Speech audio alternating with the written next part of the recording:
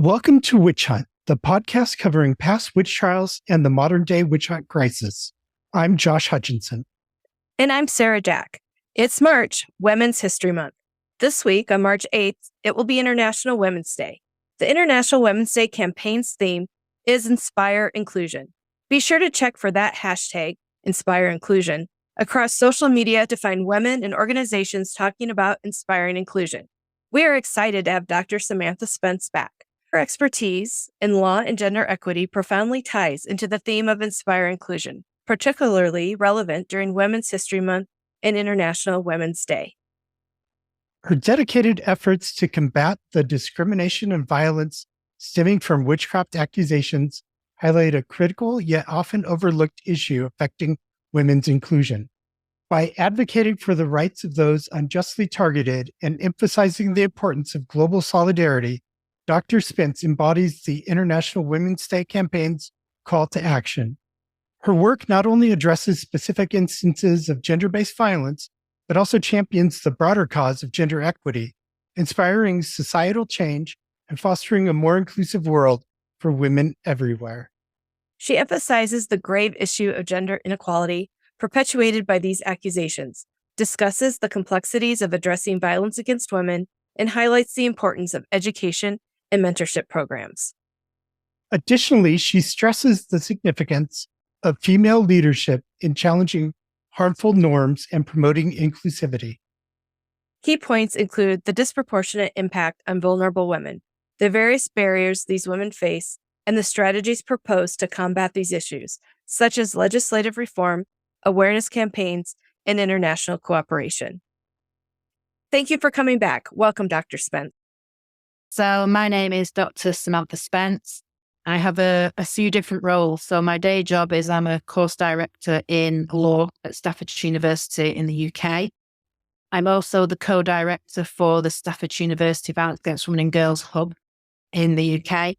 I am the co-director for the international network, again, Accusations of Witchcraft and Associated Harmful Practices.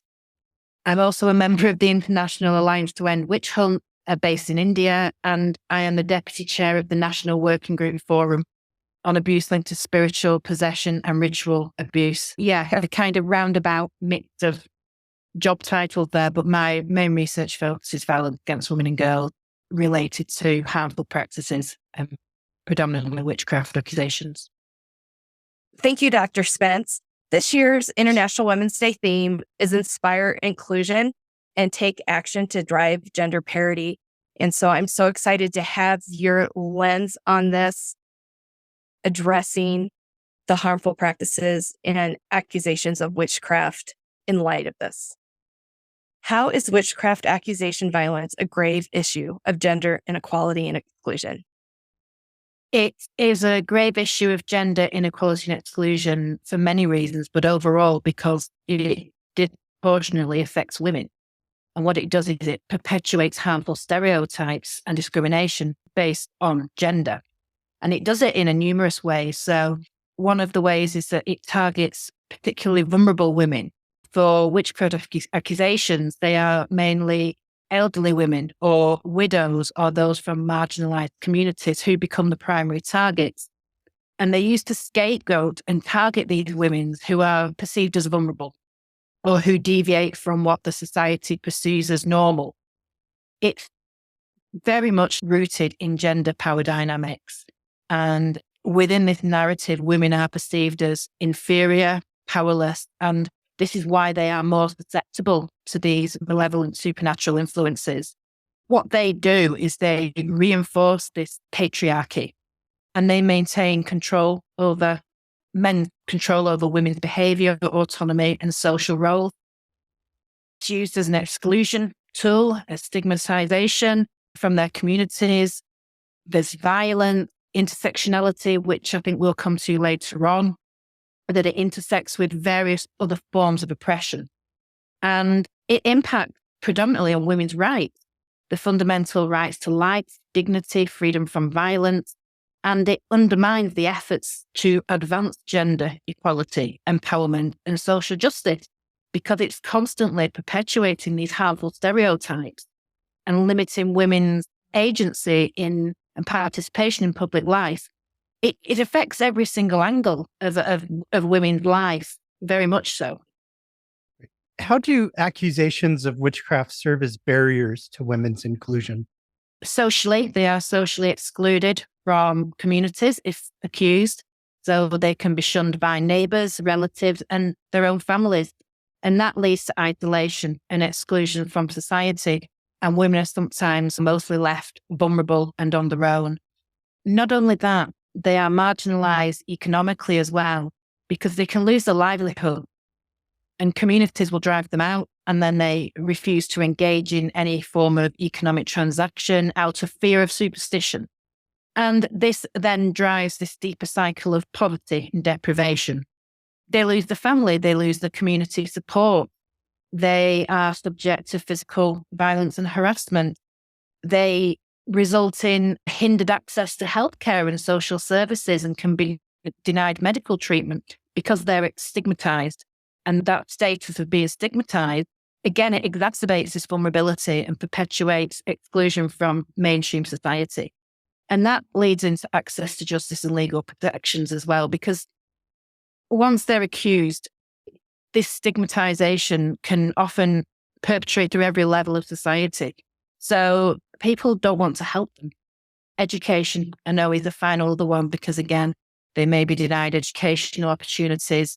And this stigma attached means that people just don't want to associate with people who have been accused of witchcraft through the stigma. So there's, again, multiple different barriers there, social, economic, legal, educational, that impacts on this. Those barriers that you discussed really highlight that this is a critical issue of gender inequality and exclusion. What are some of the main complexities of addressing violence and discrimination against these women who have been accused of witchcraft? Yeah, so as I've said, they disproportionately impact women. So these accusations primarily target women, and they are primarily targeting the vulnerable and the marginalised in society. So what that does is it perpetuates inequality. It reinforces discriminatory norms and attitudes towards women. It's also systemic discrimination because they're rooted in deeply ingrained patriarchal beliefs and social structures. And these are the ones that prioritise male authority and control over women's lives. So accusations then will serve as a mechanism where it enforces conformity to these traditional gender roles, and it punishes women who dare to deviate from what is the expected in society. And again, violence, human rights violations. Mostly women who are accused of witchcraft are subjected to various levels of violence, physical assault, torture, murder. And these are human rights violations, life, dignity. Women should be able to live their lives free from any form of violence. And things that I've touched on, again, this social exclusion and marginalization that perpetuates these cycles of poverty and deprivation and social isolation. And the barriers, justice, education, healthcare, undermining gender equality. And again, intersectionality, which I know we're going to come to, is another issue there, because not only are they discriminated for being a woman, you're then discriminated on so many different levels. It just causes so many issues there. It's just a vicious circle of oppression. And how do witch hunts happening now affect the next generation of women? They can be profound, they're multifaceted, and they affect the well-being, social relations, and again, access to resources. And I think for the next generation, some of the problems we'll have is that the psychological trauma where they're growing up in these societies where witch hunts occur will have long-lasting psychological effects. Witnessing the persecution, the violence, the ostracization faced by older women, might be their mother, their grandmother. It's going to have a massive effect on their mental health and well-being. And again, the stigma associated with witch hunts might then pass to the next generation of women because the belief that it could be inherited. It causes rifts within families. So it puts the younger generation against the older generations, because whose side do you want to be on in this witchcraft battle? Do you want to side with the accusers, or do you side with the victim? Because if you side with the victim, you automatically become tainted with the same brush. again, economic instability. So you've got issues there that what do? Do you side with the accusers to help yourself? Or do you put yourself out there and risk losing everything to help the vulnerable? And I think it's just an inherited trauma and a cultural legacy that just perpetuates on and on. However, what I would like to say is that if we take all that into consideration, what we do have in the next generation of women is that many of them are advocates for change and social justice. And what we can do is we can turn this negativity around, and they can then challenge these harmful beliefs and practices and promote intergenerational dialogue, maybe, and advocate for the rights of older women affected by witch hunt. But again, there's issues there and problems because you're asking people to put their own lives at risk here. So I understand that's difficult, but there are people doing this, and it's a powerful way to empower.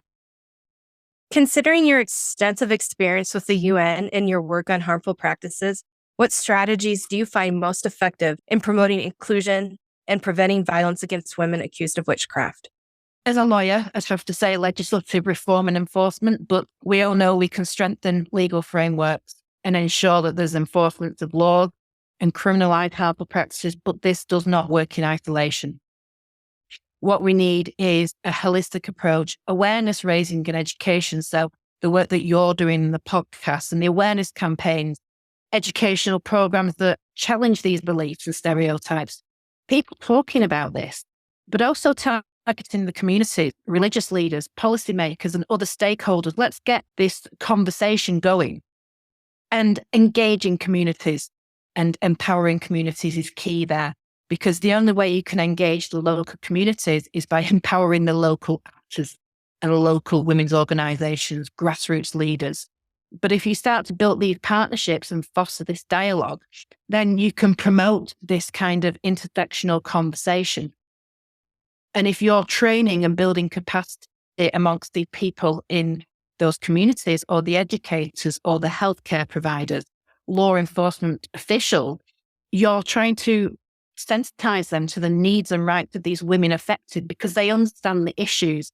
And I think a lot of it is that they don't understand the issues. Therefore, you don't know how to respond effectively to these issues.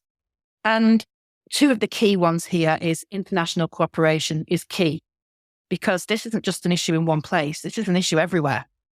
And this means that everybody has to join up and engage. So multilateral organizations, human rights mechanisms, they're for everyone. They're not just for the few. Civil society, get people talking, raise awareness, and advocate for policy change at a national level, absolutely, but also at an international level. But one of the things that is missing is data collection and research. We all research into this area, but it has been raised again, and it was raised recently at the UN in Geneva when I was there, that there's an issue with data collection. And the problem with data collection is that, one, it's hidden. Two, people don't want to talk about it. And three, countries don't want to say, oh yeah, we've got a problem here with witchcraft accusations. Also, a lot of the time, it's not on the agenda. So there's problems there with how do we get this data collection if there's nothing in place to collect the data within these communities and within these countries. And that's powerful because you need the data as the evidence to prove what you're saying is happening. And then you can get the policies and everything integrated into the mainstream. And it has a top-down, bottom-up approach, really, that we need to meet in the middle. And everybody has to work together. And that's the key. And working together, how do we collectively forge a more inclusive world for women? We need collective action. So from everyone, so commitment from individuals, from communities, governments is key, civil society, and also the private sector. And what we need to be doing is challenging these gender norms and stereotypes because they perpetuate inequality, they perpetuate discrimination. So let's promote positive representation of women in the media, in education, in popular culture, and challenge these harmful stereotypes that are limiting women's role. Invest in education, equal access to education for men and women, boys and girls, is essential because you're empowering women, you're expanding their economic opportunities, and you're enabling them to fully participate in society as leaders, as innovators, and agents for change. but you're also educating men as well on women's roles in society. And that's something that is key. And strengthen the laws, make the laws equal, promote women's rights, address gender-based violence, and criminalise harmful practices. And another thing that's key is supporting health and well-being, because access to healthcare, including sexual and reproductive healthcare services, is vital for women's health and well-being. And in many places, there's barriers and stigmas attached that women don't receive this care. We need to promote this. And again, this comes back to this point of allyship with men.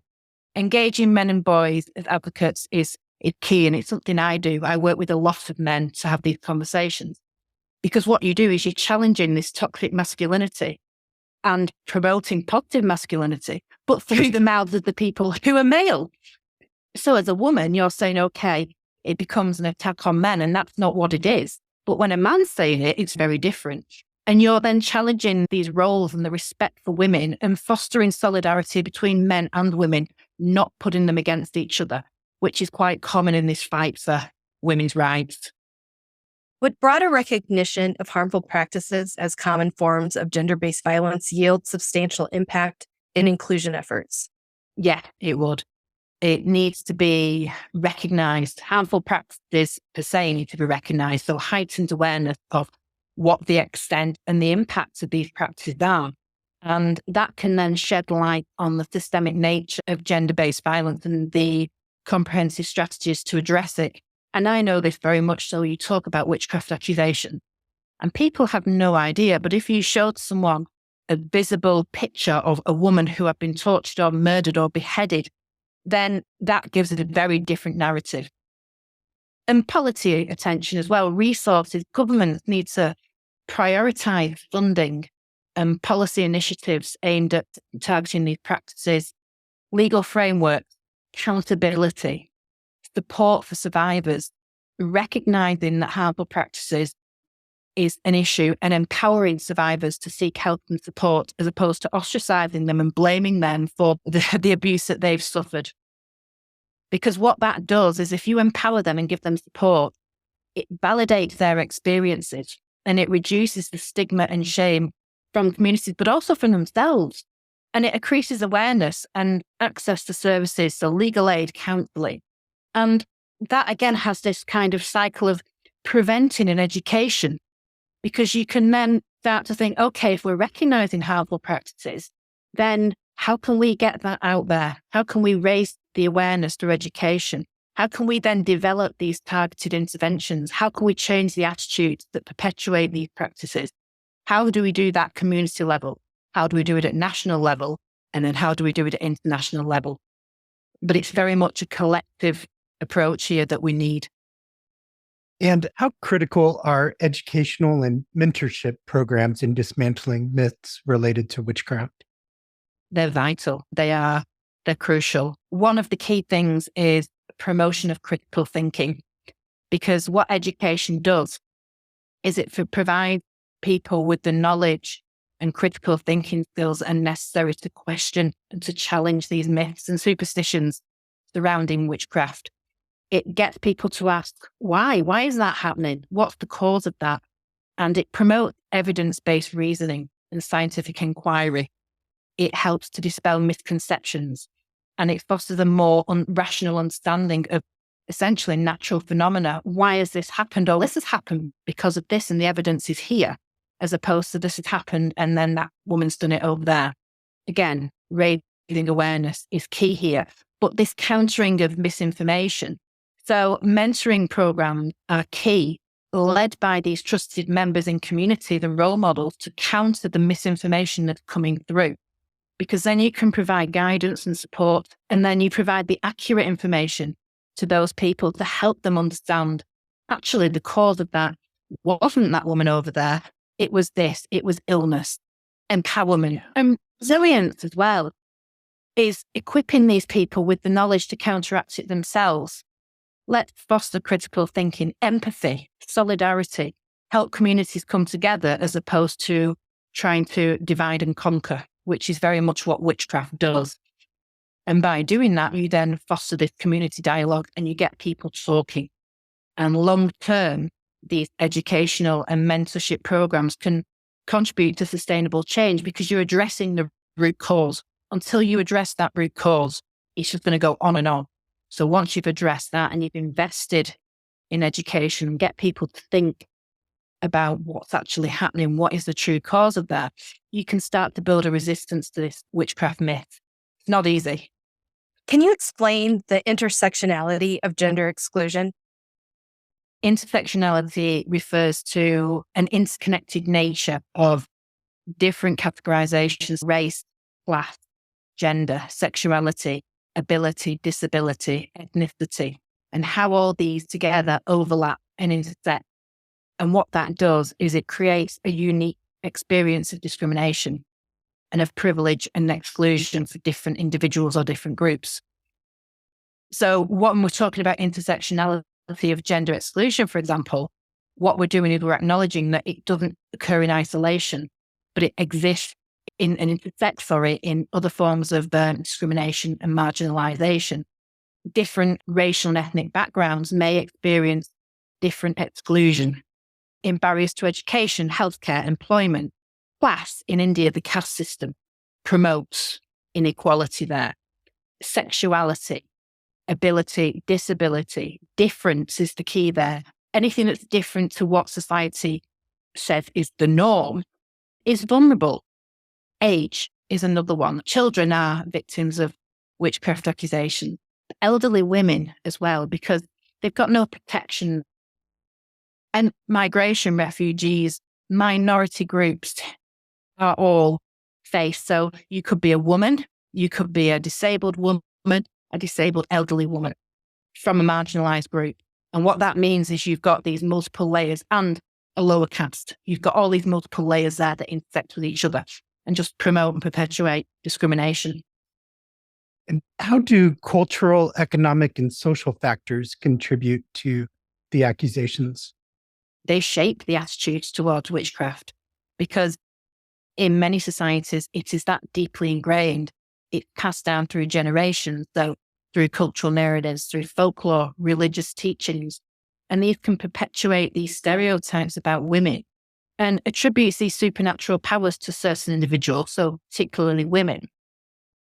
And socioeconomic equality as well. So poverty, inequality fuel accusations of witchcraft. If someone is experiencing economic hardship and they want some money, they may scapegoat or blame individuals or land grab. And it's a form of social power, so it maintains these existing power dynamics and it maintains the inequalities within communities. And that leads to social conflict and tensions. So interpersonal conflict, jealousy, rivalry, land inheritance, marriage, anything there that is a way to exert control or seek revenge fills into this narrative here and marginalize and discriminate. And again, it's always disproportionately aimed at those with multiple layers of intersectionality of discrimination. And because generally these people are the ones that lack the access to social supports or legal protection. So again, they are particularly vulnerable in society. Education, lack of legal system, weak legal systems. They don't help these people. Society is made for the top, let's just say. So the lower down you are in society, the less you have access to. And the more you are vulnerable in society, and that's completely unfair. Could you tell us how intersectional action approaches can ensure that the diverse experiences of women accused of witchcraft are addressed? Yeah, intersectionality approaches are crucial because what you're doing is you're ensuring that the diverse experiences of these women are addressed comprehensively. So you're taking into account factors such as age, economic status, and cultural background. And this involvement of recognizing that the unique needs and challenges that are faced by women who have been accused of witchcraft based on these intersecting identities means that then service providers or people, shelters, legal organizations, healthcare providers, they can then tailor support that they need and the specific needs of women. And again, this helps build into the empowerment and capacity building because you can tailor it to those particular groups and you can provide skills or economic empowerment or psychosocial support tailored at specific needs of these women who are affected. And I think that's key there all the way through, is that you need to ensure that the diverse experiences of women are addressed holistically, because these factors shape their lives and their identities and in very different ways. So we have to promote inclusivity and social justice for everybody, but in a way that benefits these women. And one of the things that the women are in need of is mental health care and rehabilitation. How can communities ensure that rehabilitation processes for women who've been accused of witchcraft would move them towards inclusion in the community? Facilitating rehabilitation processes for women is crucial, because what that does is it reintegrates them into their communities and it promotes inclusion as opposed to exclusion and removing them from those communities where they feel safe. And what communities need to do is engage in these open and honest conversations about the harms of witchcraft accusations and the importance of supporting survivors. And by doing these awareness raising campaigns and education that dispels the myth and challenges the stigma attached, that can then have the effect of fostering empathy and understanding towards the accused as opposed to perpetuating the stigma. But as you say, mental health is key, and providing that support there to women who have been accused and have lived through trauma is vital. And counselling, peer support groups, other women who have been accused as well, talking about their experiences, it can help the women to process their experiences, but also to rebuild their self-esteem and develop coping strategies and empower them. Healthcare. Healthcare is needed. The access to mental health and support is crucial and not always there, because mental health, again, is another thing that's viewed as unimportant or not always true. You can't see it. So mental health is very much aligned within this witchcraft mentality. If someone's suffering from mental health, they're possessed. And again, education there. Get health providers out there to explain and offer guidance on support their physical, but also their emotional and their mental needs, their empowerment, provide them the tools, let's just say, to get financial independence. So it's not just giving money to people, providing them with the tools to be able to be sustainable. And that means that if they're sustainable, they can have a stable livelihood, and it builds up the self-esteem in women. But reintegration is key here, because what you want to do is you want to get women back into the community, and that's hard, because if a community has accused you and has violated you of something that you haven't done, then you've got to build back that trust. And what you need there is a long-term support and follow-up from people working on the ground to facilitate that. That can't be done in isolation. But again, I come back to the key here, which is addressing the root cause, because if you don't address the root cause, it just carries on and on. So these conversations, challenging, are key there for all these issues we have. You have said that the law doesn't work in isolation. In your experience working with different cultures and legal systems, how do the responses to witchcraft accusations vary, and what lessons can be learned from these differences in addressing gender-based violence globally? They vary significantly. It depends on the cultural beliefs, the legal system, the historical context, the social norm. Now, there are some countries that actually specifically have laws that address accusations of witchcraft. India, for example, has anti-superstitions laws. Not everywhere, not unified in certain states. Do they work? Not necessarily, but they are there.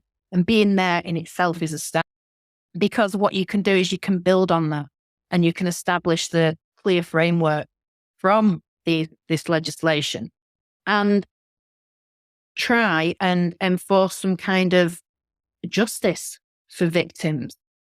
Again, community responses are very different there, depending on what the community is and where the women are from, and building these partnerships and learning to engage again with them on their own terms, let's just say, and recognizing and respecting cultural diversity is key, because cultural diversity is actually, it's diverse, isn't it? And you need to be contextually appropriate and contextually sensitive to local beliefs and practices, because we're not challenging belief. that is impossible to challenge. It's subjective. What you're challenging is the harm emanating from the belief that has happened and promoting human rights. And it's a very sensitive topic area there. So you've got to tread a fine line. Many times you will get the resistance to say you're challenging our culture. That's not what it is. It's challenging the harm. So again, it's always twisted to a way that suits. But international cooperation is key there because you're developing initiatives, best practice, crucial role of raising awareness, mobilizing resources and advocating for change. One of the best examples so far has got to be the Pan-African Parliament, who enacted the guidelines for parliamentarians on this, which is in line with the UN resolution. And what that shows is they're vested in this. They want to make a change. And I think that's one of the key issues there is that if you can see, okay, we're starting off, we're making some kind of change, but we want to promote change as opposed to completely ignoring the issue. And I think that the Pan-African Parliament is a fantastic example of someone who has taken this and backed the resolution and wants to make a change. And that isn't seen across the world. I saw in the news today a community that had 8 deaths of accused witches and 20 more hospitalized from a poisoning event to determine who had caused the death of some children. And I saw in that article that the local leadership said this has to stop. This keeps happening. This has to stop. When you have somebody at the local level like that, where's the first place for them to reach out? Again, I suppose that depends on the context we have. And I know we've spoken about Dr. Dinesh Mishra before in India and the work he does there and the awareness raising. But this is the problem of where do you go when you want to talk about this topic, because it's not a popular topic. People don't want to discuss it.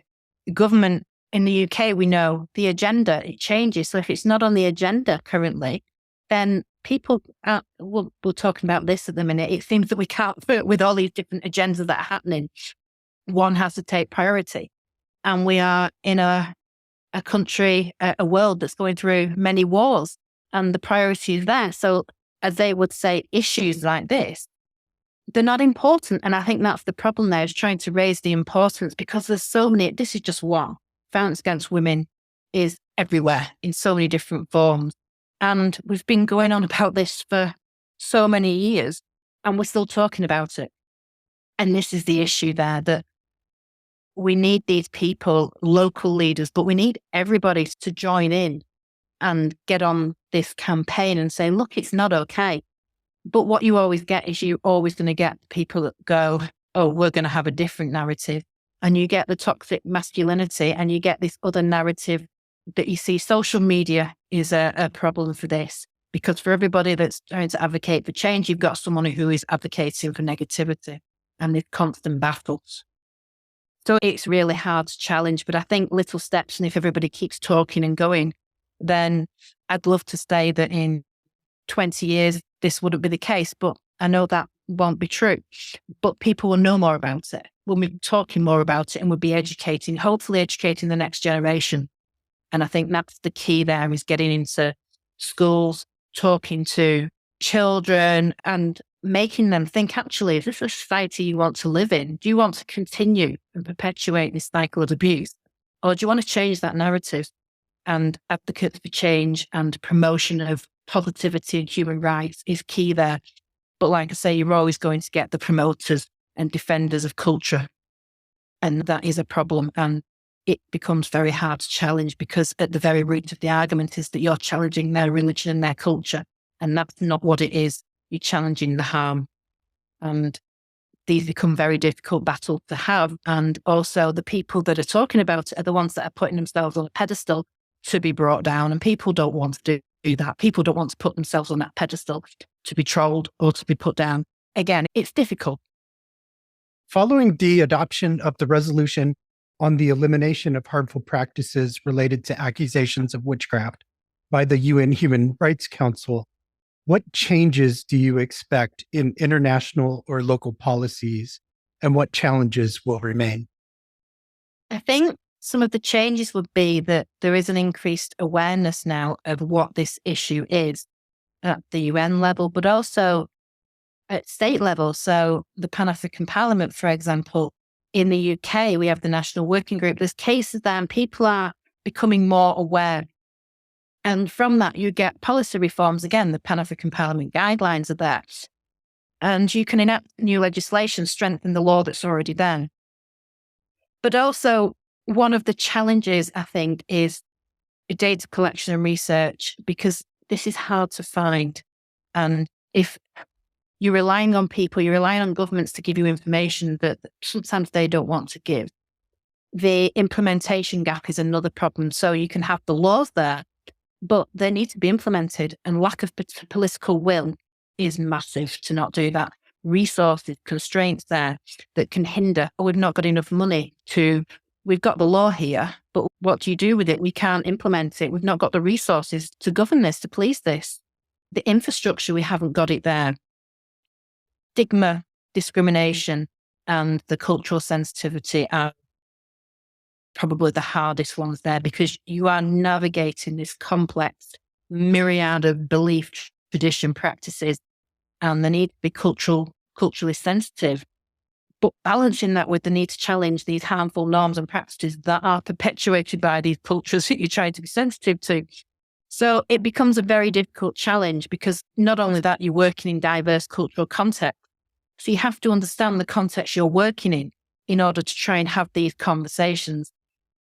And I think that is the hardest part there, because not only that, these conversations, you've then got to overcome the stigma and the discrimination that comes from that.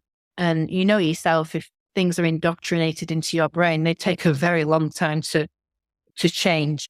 And people have been brought up that way. They don't know anything different. What's for me to say that's wrong? And this is a problem here. But if we can just maintain these conversations, this awareness, little pockets, doesn't have to be everybody doing it 100 miles an hour. Just one step from a few people can change. And then you just take it forward, try and get the impetus going there, and try and overcome some of the key challenges, raise awareness, get the information there. Because then that bolsters, you've got the evidence, we've got the evidence. We can take it to government and say, we've got the evidence here. What does that do? Let's initiate a policy from that. What does the policy do? Could we implement this into law? How do we do that? And if we can keep that cycle going, and we've seen it, say the example of the Pan-African Parliament, it just needs to have that political will and that agenda for change. And that's not always there. How important is the inclusion of female leadership in combating myths and violence associated with witchcraft accusations? Again, I think this is key here, because the representation, the visibility, and female leaders will bring the visibility of the issue and amplify the voices of the survivors. And the mere presence of a woman in a leadership role sends a powerful message that actually they can do this, and that gender-based violence needs to be addressed. It empowers other women. If women see other women on the TV, role models it, I want to be like that. I can be like that.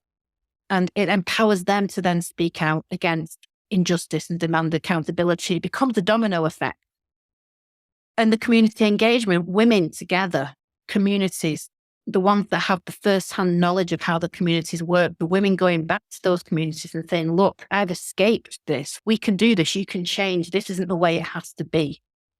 It also brings this dimension of gender sensitivity to address the witchcraft accusations, so that women understand. And this, again, is not the exclusion of men, but it's the understanding that as a woman, you've got a shared understanding of the forms of violence and discrimination that you face.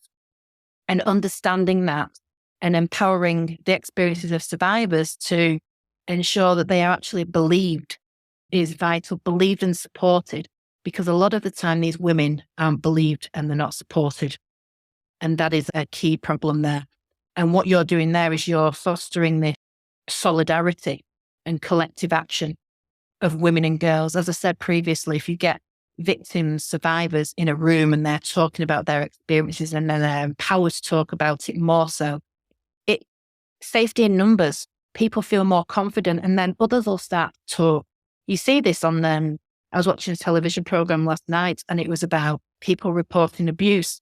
And one person step forward, and then another step forward, and then another step forward. And that's what it needs. And that actually, they've done it. I'll be believed, because otherwise you're putting yourself out there and people go, no, that didn't happen. But this collective enforcement and positivity of women coming together can make that change. And having women in leadership just shows that actually this can be done. This isn't impossible to those people that are being told constantly that it is impossible. And it sounds like that first role of leadership could just be a woman being willing to talk about her experience to others who need to get strength from her. And then together they rise up the conversation and more leaders go up through there. Yeah, very much. And I think you see that in all situations, whether it's race, it's gender, it's disability, disempowerment. People empower other people, and you don't feel that you're on your own there, and you feel supported. And when you have that support around you and that belief that actually people believe me, it empowers them to tell their story, and it empowers other people to tell their story as well. And that is so inspiring, and it's so important there. And we spend so much time in the world, in society, cutting everybody down in negativity and promoting this positivity and actually saying, actually, this is okay. Let's talk about this. Let's get this in the open. Let's support these people, as opposed to saying, who believes, oh, we weren't there. We don't believe that. It's a mentality. It's a mentality shift. And that goes across the whole, addressing any kind of bias, structural bias, inequality, systemic bias, anything there.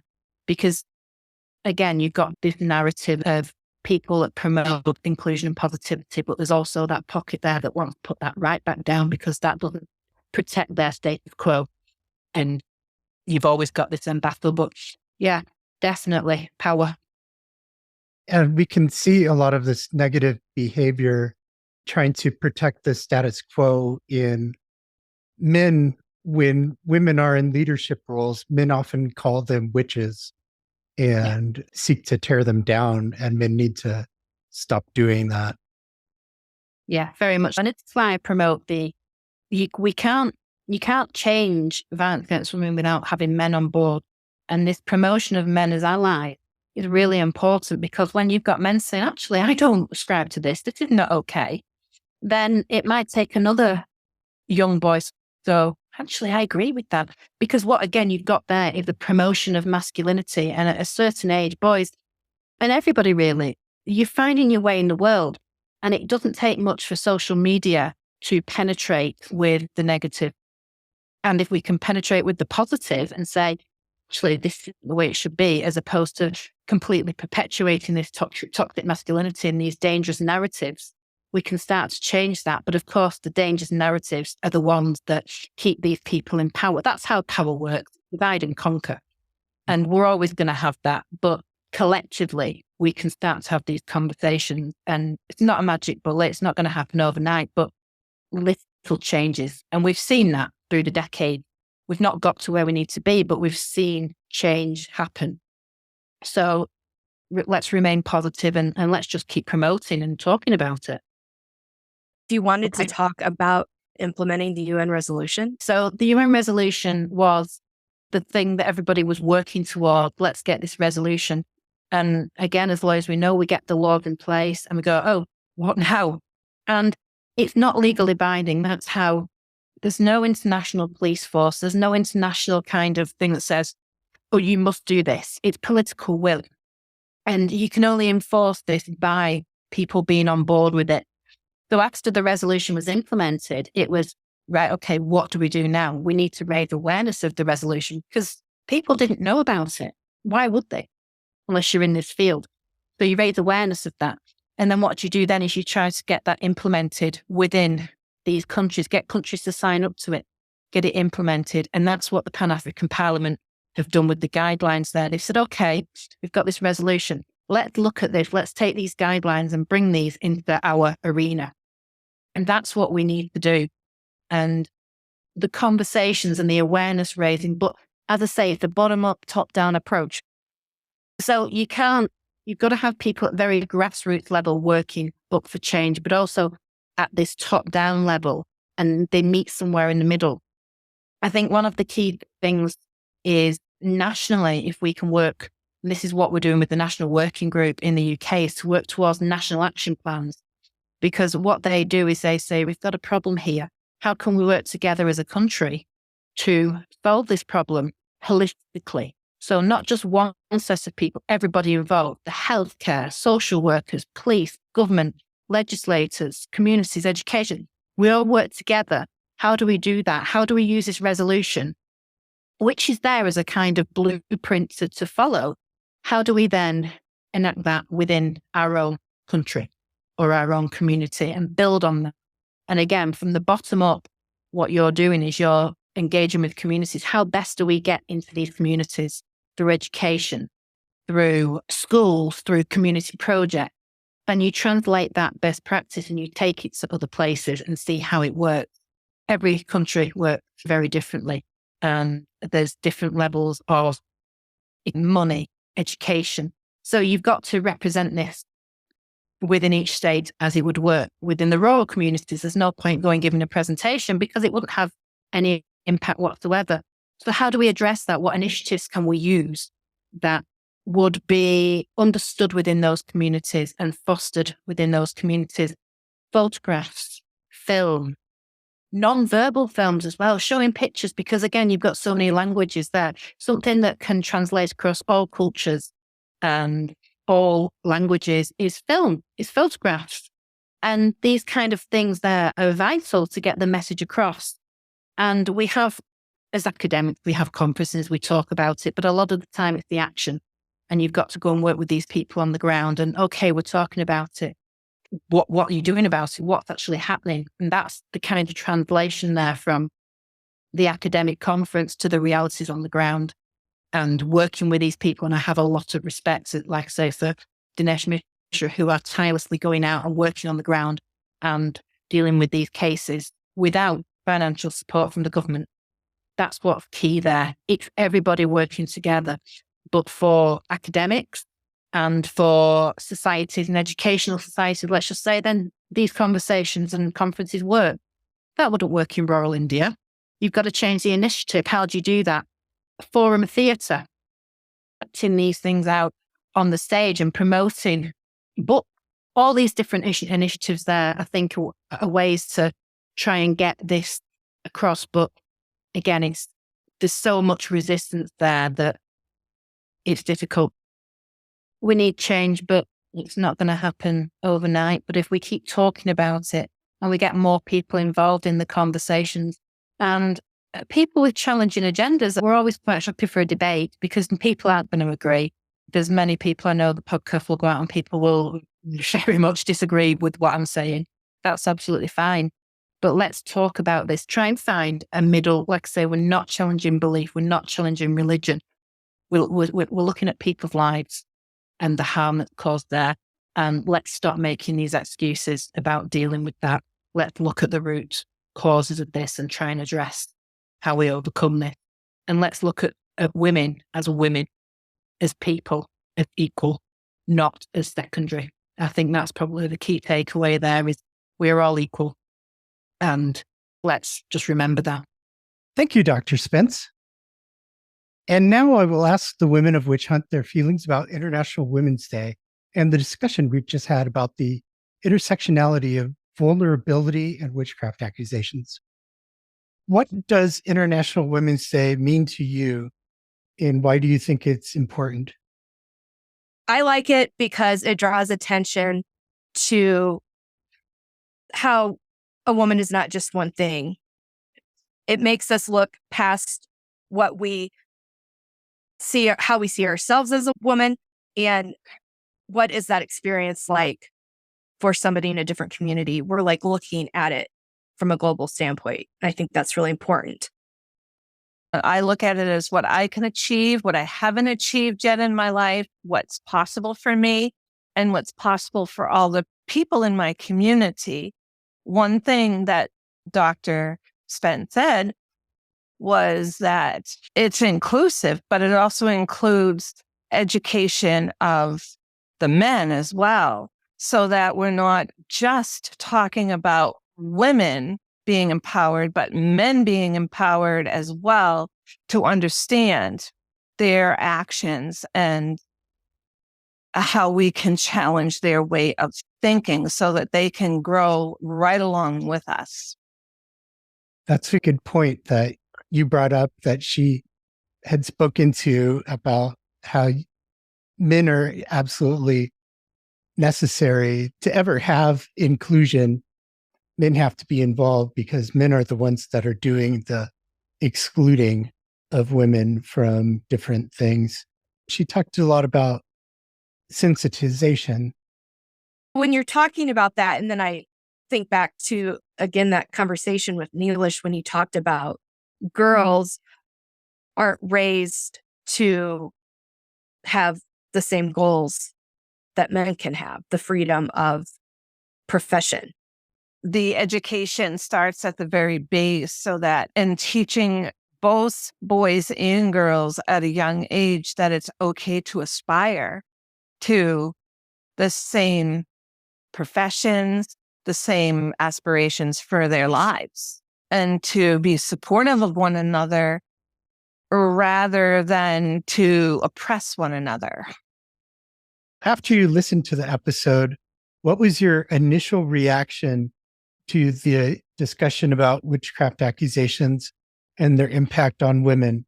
Were there any aspects that surprised or moved you? I just think it continues to be a surprise on what an impact influence it is on women. In general, we still keep finding ourselves surprised. And it was clear from the conversation with Dr. Spence that it's not like this sideline issue that, oh, there's some oppression over here and some abuse and violence. Maybe we'll find some witchcraft. It's weaved into the violence women are experiencing across the world. There's violence outside of that, but it's clear what a big deal it is. It is very clear. And for me, what these women are experiencing really shatters their core being. Because as I was reflecting on what I'm going to say regarding this topic, I can't imagine a woman being accused of doing something she didn't do, being an outcast from her family, her community, where she's suffering from economic resources. She's going hungry. She's just left by the wayside. And what that does to a person, I can't even imagine. And that I would suppose that will go also for the men who are accused of these harmful practices that they don't actually perform. But just, I can't even imagine not having my family not having my back, or my family tossing me out to the curb so that I have to fend for myself. And I try to put myself in these women's situations. So when Neelish and Dr. Spence are talking about rehabilitation and have to rehabilitate the entire woman, and I believe even when Peter Mentor Amadou says that the women need to be fed first, and they need to have some type of health care first, then everything else can stem from all of that, so they can be rehabilitated and they can find support and find friendships and find the love of other women who have suffered the same fate that they have suffered, and just to look for them for support, aspiration, and think, well, she's going through it and she's a little bit further along in her healing. I can do the same thing. So I just think those groups and that whole support system is so important. Accusations of witchcraft are so damaging to families and the people that are supposed to be there for you.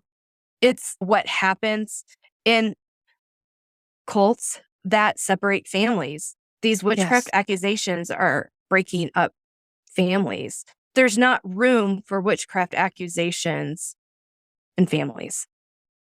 How do witchcraft accusations serve as a form of gender-based violence?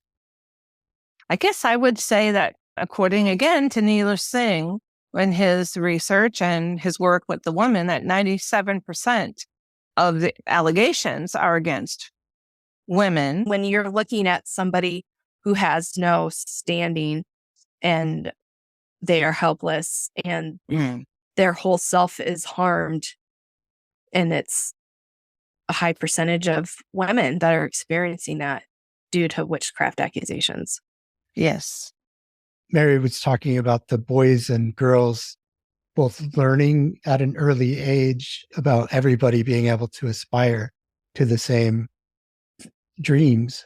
So that's part of the education, and part is when you're talking to, say, a group of men about gender-based violence, you need to educate them on why they should care about it and stop doing it. Thank you for listening to Witch Hunt. Keep the conversation going in your sphere until you join us next week. Have a great today and a beautiful tomorrow.